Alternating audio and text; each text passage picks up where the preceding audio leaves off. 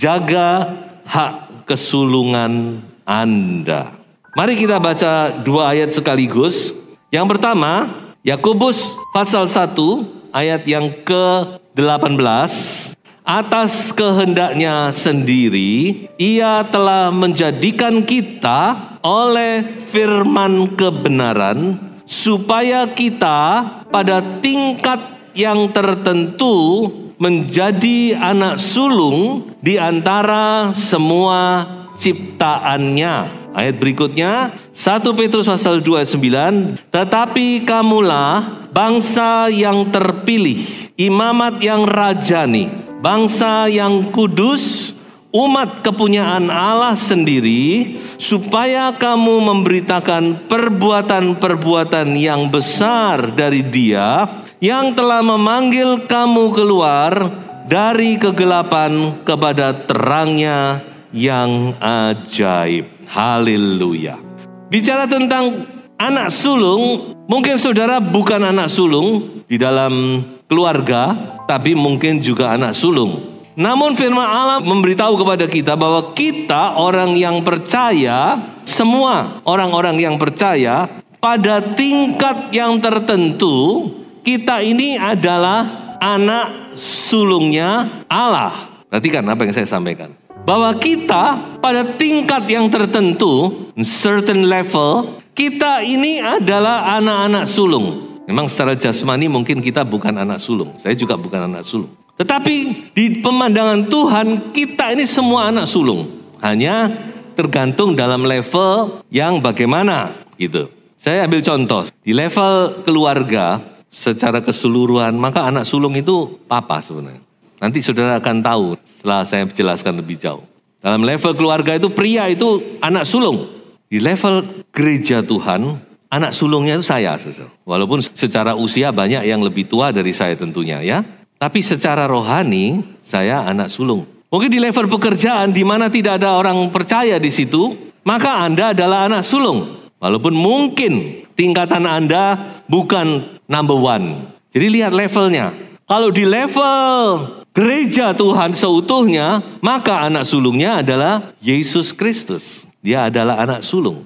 Ibrani berkata, kita ini saudara-saudara Yesus. Jadi konsep kesulungan ini ada di dalam firman Tuhan. Dari sejak Kejadian nanti sampai kitab Wahyu. Alkitab mengenal yang namanya konsep kesulungan, terutama dalam masyarakat bangsa Yahudi, bangsa Israel. Nah, juga termasuk dalam masyarakat kita. Yang namanya anak sulung itu dianggap istimewa.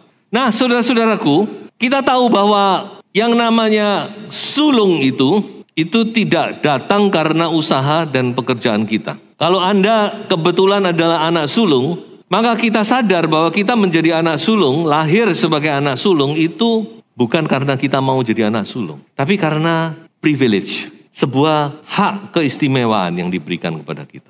Sebuah kasih karunia. Karena kita tidak bisa memilih kelahiran kita, bukan? Kita tidak bisa memilih saya mau lahir sebagai anak pertama, anak kedua, anak ketiga, dan seterusnya. Jadi benar-benar hak kesulungan ini sebenarnya sebuah kasih karunia. Pemberian, kepercayaan. Nah, apa yang terkandung di dalam hak kesulungan ini, saudara-saudara? Apa keistimewaan anak sulung? Itu ada banyak. Kalau pembagian warisan, maka anak sulung ini akan mendapatkan bagian 2 kali lipat dibanding dengan adik-adiknya. Berkat double portion, 2 kali lipat ganda. Nah, yang saya mau bicarakan, ada 2 hal penting yang terkandung di dalam hak kesulungan, yaitu apa yang tadi kita yang sudah baca. Yang pertama adalah hak sebagai imam. Jadi anak sulung itu imam. Imam itu adalah kepemimpinan rohani. Makanya kalau saudara jeli, saudara bisa tahu bahwa pada waktu Musa sampai di Gunung Sinai, Musa memberikan korban, waktu itu kan belum terbentuk keimaman Lewi. Lalu siapa yang membantu Musa? Itu yang bantu itu adalah anak-anak sulung. Anak-anak sulung dipilih oleh Tuhan untuk menjadi imam waktu itu. Sebelum keimamatan itu diserahkan kepada suku Lewi. Jadi pertama, hak kesulungan, hak seorang anak sulung itu adalah menjadi imam. Kepemimpinan rohani. Makanya saudara mungkin pernah mendengar bahwa pria itu adalah imam keluarga. Suami itu adalah imamnya istri. Nah, hak yang berikutnya yang terkandung di dalam kesulungan adalah menjadi raja. Raja di sini bukan berarti raja seperti Raja Daud gitu ya, bukan itu. Tapi bersifat kepemimpinan, kepemimpinan secara jasmani. Jadi lengkap. Kepemimpinan secara rohani, kepemimpinan secara jasmani. Makanya tadi ayat yang kita baca, kamu adalah imamat yang rajani. Jadi kamu ini imam, kamu ini raja. Kamu ini adalah pemimpin secara rohani, kamu juga pemimpin secara jasmani. Walaupun sekarang kita belum nyata kepemimpinan secara jasmani tentunya. Tapi nanti di 1000 tahun damai, kepemimpinan itu akan nyata. Kita akan memerintah dikatakan. Dan 1000 tahun itu di bumi, jadi bukan di sorga. Kerajaan Allah itu akan didirikan di atas bumi. Datanglah kerajaanmu di bumi seperti di dalam surga. Jadi inilah hak kesulungan itu, imamat yang rajani. Dan saudara harus tahu bahwa konsep ini atau rencana ini sudah ada di benak Allah sejak awal. Ini adalah perkataan Allah kepada bangsa Israel ketika mereka keluar dari Mesir. Kamu akan kujadikan imamat yang rajani. Kamu adalah bangsa yang khusus, yang kukasihi di antara segala bangsa. Kamulah yang akan menjadi imamat yang rajani. Kamu adalah menjadi bangsa yang kudus. Jadi ini kerinduan Allah, tapi tidak terlaksana di dalam perjanjian lama. Nah sekarang Allah mau laksanakan itu dalam perjanjian baru bagi gereja Tuhan. Karena rencana Allah tidak mungkin gagal. Yang menggagalkan manusia. Yang gagal manusia, tapi Allah tidak akan gagal. Jadi kalau umat Israel, umat Allah perjanjian lama gagal, umat Allah perjanjian baru pasti akan terlaksana. Itu konsep-konsep Alkitab yang sudah harus mengerti. Jadi ini memang rencana Tuhan dari awal sebenarnya. Menjadikan semua umatnya imamat yang rajani. Karena semua umat Tuhan itu adalah anak-anak sulungnya Allah. Makanya saudara, kalau saudara membaca di dalam kitab perjanjian lama, terutama kitab Keluaran, Tuhan berkata kepada Firaun gini, Israel itu anak sulungku. Kalau kamu tidak membiarkan anak sulungku keluar, anak sulungmu akan aku bunuh. Betul? Dan itu yang terjadi di Tulah yang ke-10 kan. Jangan main-main dengan anak sulungku. Israel itu anak sulungku. Kalau kamu tidak mengizinkan Israel keluar, kamu tetap akan memperhamba Israel.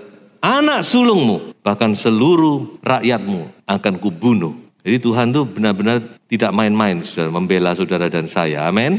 Sebagaimana Tuhan membela anak sulungnya masa perjanjian lama, Tuhan juga akan membela anak sulungnya di masa perjanjian baru. Yaitu saudara dan saya, gereja Tuhan. Amin, saudara. Ya, tidak usah takut. Kita ini dibela oleh Tuhan. Anak-anak sulungnya Allah. Tapi ada satu hal yang kita harus waspadai. Apakah itu? Yaitu bahwa hak kesulungan ini bisa hilang.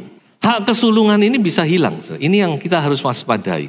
Jadi Alkitab sudah memberi banyak contoh kepada kita. Contoh-contoh bagaimana orang itu kehilangan hak kesulungannya. Nah, kita harus waspada di sini. Jangan sampai hak kesulungan ini hilang. Makanya judul firman Tuhan, jaga hak kesulungan Anda. Mari kita menjaga hak kesulungan kita. Nah, coba kita lihat beberapa contoh dari Alkitab. Yang pertama, ya ini adalah contoh yang paling klise. Tentang bagaimana Esau, anak sulung Ishak, kehilangan hak kesulungannya. Mengapa? Karena dia menjual hak kesulungannya kepada Yakub, adiknya, hanya dengan harga semangkok sup kacang merah. Jadi hak kesulungannya yang begitu luar biasa, tidak ternilai. Karena itu adalah privilege-nya yang Tuhan berikan, kepercayaannya. Tapi dia jual begitu saja hanya untuk memuaskan rasa laparnya yang hanya sesaat. Dia kehilangan hak kesulungannya. Dan di dalam Ibrani dikatakan jangan ada orang yang menjadi cabul atau yang mempunyai nafsu yang rendah seperti Esau. Yang menjual hak kesulungannya untuk sepiring makanan. Kalau saudara membaca di dalam bahasa asli kata cabul dipakai kata pornos. Dari kata pornos ada kata porno. Kita harus hati-hati dengan akhir zaman di mana pornografi itu marak. Pornografi itu bisa membuat orang itu menjadi pornos. Pikirannya menjadi cabul. Jangan tertipu dengan embel-embel 18 tahun plus atau 21 tahun plus. Embel-embel ini membuat orang berkata, oh saya kan sudah usia sekian, berarti saya diperbolehkan. Atau mungkin ada suami istri yang suaminya suka lihat film porno, suka lihat blue film. Nah, enggak apa-apa, aku sudah punya istri kok gitu ya. Itu bukan masalah itu, saudara. Tapi masalah pikiran ini. Hal-hal tersebut bisa membuat kita menjadi orang cabul. Bukan masalah karena kita sudah punya istri, lalu kita bisa melampiaskan kepada istri kita. Bukan masalah itu masalah lain. Tapi masalahnya itu pada pribadi kita, itu bisa membuat pikiran kita ini jadi pornos, jadi cabul. Jadi inilah penyebab daripada Esau kehilangan hak kesulungannya. Yang kedua adalah Ruben, anak sulung dari Yakub, kakak tertua dari 12 bersaudara. Ruben juga jatuh karena masalah ranjang. Itulah sebabnya hak kesulungan ini jatuh kepada Yusuf, anak yang ke-11. Sekali lagi, masalah seksual membuat Ruben kehilangan hak kesulungan. Contoh yang ketiga adalah Amnon. Amnon juga adalah anak sulung. Dia adalah anak sulung dari Daud. Dan Amnon juga kehilangan hak kesulungan. Bukan cuma hak kesulungannya, bahkan dia kehilangan nyawanya karena dia memperkosa adik tirinya. Jadi sekali lagi kita melihat contoh bahwa bagaimana hak kesulungan itu bisa hilang dan kebanyakan karena kedagingan. Masalah seksual. Ini masalah di akhir zaman ini. Masalah yang berkaitan dengan seks. Sebab itu kita semua harus hati-hati. Jadi kalau saya simpulkan bahwa anak Tuhan yang hidup dalam hawa nafsu daging mempunyai potensi besar. Nah ini, perhatikan. Potensi dalam arti negatif tentunya. Potensi besar untuk apa? Untuk kehilangan hak kesulungannya. Jadi kita di sini mendapatkan satu peringatan. Jangan sampai kita hidup dalam hawa nafsu daging di zaman ini. Dan hawa nafsu daging itu selalu menjadi ujian dan pencobaan bagi semua orang percaya. Karena kita masih hidup dalam daging. Nanti kalau kita sudah lepas daging, tidak ada lagi pencobaan yang berhubungan dengan hawa nafsu daging ini. Tapi karena kita masih dalam daging kita ini, nah ini Tuhan Yesus ngomong, roh berkehendak tapi daging itu lemah. Roh itu kuat, daging itu lemah. Makanya betapa kita harus selalu diperingatkan. Paulus saja berkata gini, aku menguasai diriku supaya jangan sampai setelah aku memberitakan Injil, aku ditolak. Aku menaklukkan dagingku, membuat dagingku taat kepadaku. Nah ini, bukan kita yang taat kepada daging, tapi daging itu harus kita tundukkan. Kita taklukkan seperti kuda liar, seperti keledai liar kita taklukkan. Takluk kepada roh kita, takluk kepada kebenaran. Makanya kita harus melatih. Ibadah ini kan latihan sebenarnya. Ibadah itu mencakup banyak hal, termasuk doa, membaca firman, ya toh. Ya segala aktivitas ibadah, berpuasa, itu semua melatih. Melatih apa? Melatih supaya daging kita ini kita tundukkan. Kita kuasai supaya dia tidak menjadi seperti kuda liar yang tidak bisa ditaklukkan. Orang kalau menaklukkan kuda liar itu kan begitu. Duduki, kuda itu pasti akan berontak, berusaha menjatuhkan orang itu. Mungkin orang itu jatuh sekali, tidak apa-apa. Tapi dia akan duduk lagi, terus sampai akhirnya kuda ini takluk. Jadi saudara mungkin ada yang pernah terpeleset, pernah terjatuh, bangkit lagi. Taklukkan daging ini dalam nama Yesus. Hawa nafsu daging ini. Jangan sampai di akhir zaman ini kita menjadi anak-anak Tuhan yang hidup di dalam hawa nafsu daging. Tapi jadilah anak-anak Tuhan yang hidup di dalam roh. Amin. Itu yang Paulus katakan kan. Jangan hidup dalam hawa nafsu daging. Kitab Galatia. Hiduplah di dalam roh. Hiduplah oleh roh. Nah, bagian terakhir dari khotbah saya ini, saya akan mau memberitahu kepada saudara. Apa meterai kesulungan yang saudara miliki? Meterai itu tidak lain adalah Roh Kudus. Di Roh Kudus itu meterai Allah. Yang diberikan kepada setiap anak sulung. Saya bacakan saja. Dan bukan hanya mereka saja, tetapi kita yang telah menerima karunia sulung roh, kita juga mengeluh dalam hati kita sambil menantikan pengangkatan sebagai anak, yaitu pembebasan tubuh kita. Jadi Roh Kudus itu meterai kesulungan kita. Makanya Roh Kudus itu jangan sampai hilang ya. Jangan sampai.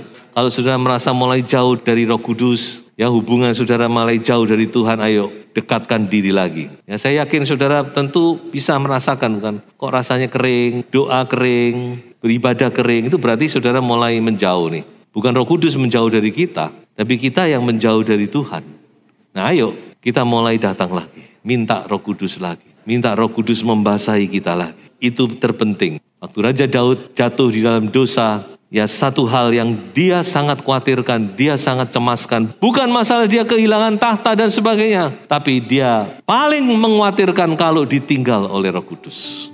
Makanya dia berkata, Tuhan, semua boleh kau ambil, tapi satu jangan kau ambil dariku, yaitu rohmu Tuhan.